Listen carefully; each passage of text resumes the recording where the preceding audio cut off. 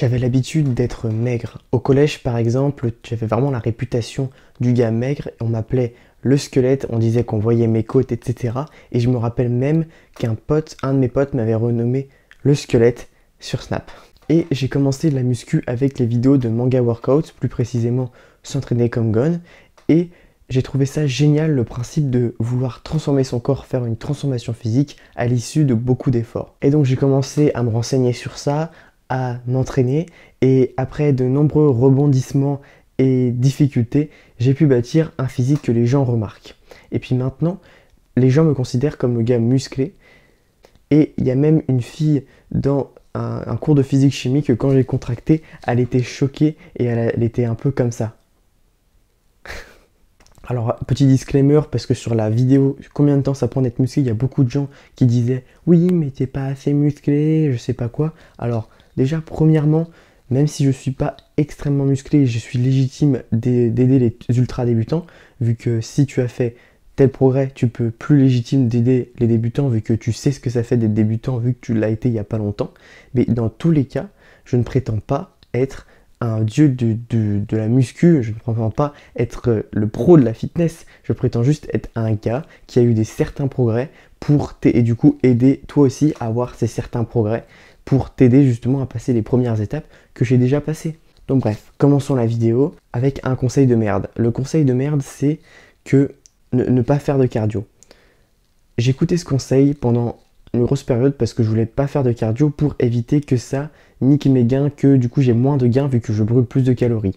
Sauf qu'en fait, c'est dans cette période-là, je me sentais vraiment pas bien, j'avais une mauvaise santé mentale, un peu moins énergique, etc. Et j'ai pas vraiment un bon souvenir de cette période. Et c'est pour ça que maintenant je refais du cardio et j'ai pas eu vraiment de perte notable en termes de gains musculaires. Donc je pense vraiment que tu dois faire du cardio et que c'est ultra important juste pour ta santé mentale et ta santé physique. Et puis même si ça défoncerait pas mal de gains et que ça te permettrait de moins faire de muscles, limite je pense que je le ferais quand même, puisque la santé mentale doit quand même être au-dessus de combien de muscles tu développes. Avant que je te donne les conseils pour commencer à devenir musclé, laisse-moi me présenter, moi c'est Malo, tu es sur la chaîne MaloDK et sur cette chaîne mon but c'est d'aider un maximum d'hommes à améliorer leur vie, à améliorer leur physique, à améliorer leur mental, améliorer leur productivité, bref, tous les domaines de sa vie. Alors le premier conseil pour devenir musclé c'est d'avoir un bon programme. J'ai un pote à la salle qui n'a jamais eu de programme et moi je trouvais ça un peu aberrant parce que si tu n'as pas de programme, tu ne sais pas vraiment où aller.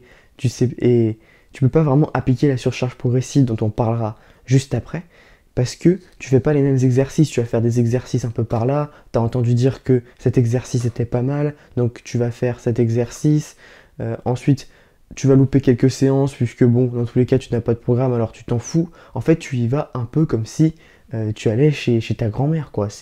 Tu vas, voilà, tu ne te prends pas la tête. Alors que quand tu as un programme d'entraînement, tu sais quoi faire chaque jour, tu as une marge de progression, tu sais que tu as fait tant de répétitions avec tant de poids sur cet exercice-là, et que du coup tu vas devoir te surpasser sur cet exercice-là, et tu as une direction à suivre. Et puis en plus, ça te permet de ne pas louper de séances, puisque quand tu as par exemple un entraînement, un programme de muscu split qui fait travailler chaque jour un groupe musculaire, et bah t'as pas envie de louper une séance parce que ça veut dire que tu louperais un groupe musculaire et que tu aurais un physique un peu déséquilibré. Et moi, c'est toujours une motivation de ne pas louper une séance parce que je me dis merde, si par exemple j'ai fait tous les entraînements haut du corps mais que je loupe les jambes, et bah j'aurai des jambes de coq et un buste développé et du coup ça fera super moche. Alors, j'ai pas créé de programme, etc. J'ai pas la capacité pour créer des programmes sportifs. Mais je te recommande 2 vidéos de Manga Workout qui sont des programmes extrêmement bons que je réapplique maintenant. Oui, je fais plus ce que je t'avais proposé avec Adonis Workout, j'ai arrêté et maintenant je me consacre à fond sur la muscu dure. Et donc, tu auras un programme au poids de corps dans une de ces vidéos et un programme en salle pour les 2 trucs. Comme ça, si tu n'as pas de matériel, tu peux quand même t'entraîner. Le deuxième conseil, c'est d'appliquer la surcharge progressive. La surcharge progressive, c'est le fait d'augmenter un petit peu les poids ou alors les répétitions à chaque séance. Et pour moi, c'est le plus important. Puisque imagine qu'à chaque séance, tu fais une meilleure séance. C'est-à-dire que tu vas augmenter un petit peu les poids et globalement être meilleur. Forcément, tes muscles vont grossir. Tu peux pas passer de 40 kg développé couché à 80 kg développé couché en je sais pas combien d'années et ne pas avoir pris du volume du pec. C'est pas possible, tu vois. Et puis même en plus le développé couché est un exercice polyarticulaire, donc tu vas avoir pris un peu de partout.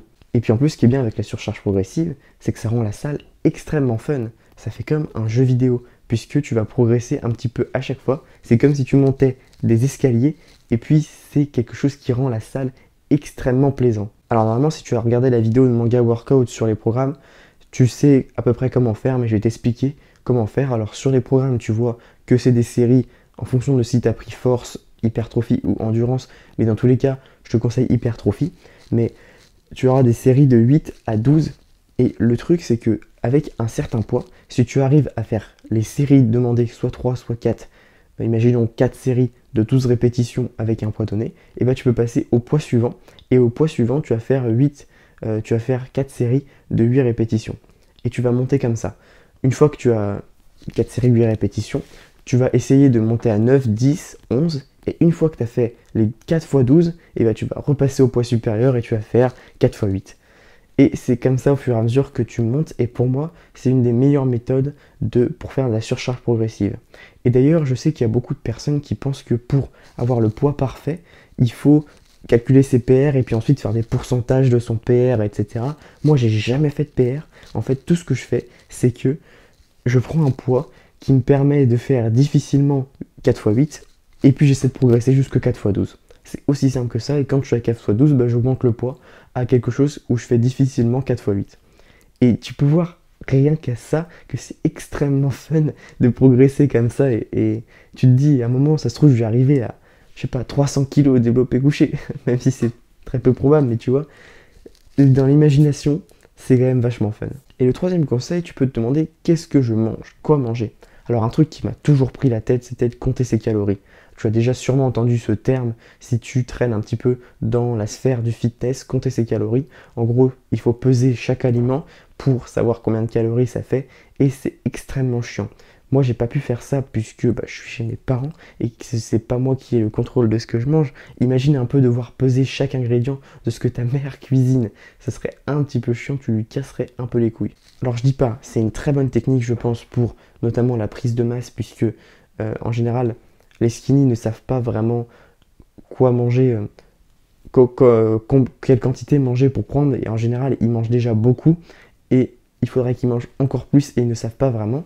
Mais ce que j'ai trouvé comme technique, si tu es encore chez tes parents et que tu peux pas vraiment compter tes calories, moi personnellement je pense que je compterai mes calories quand j'aurai le total libre arbitre de ce que je mangerai.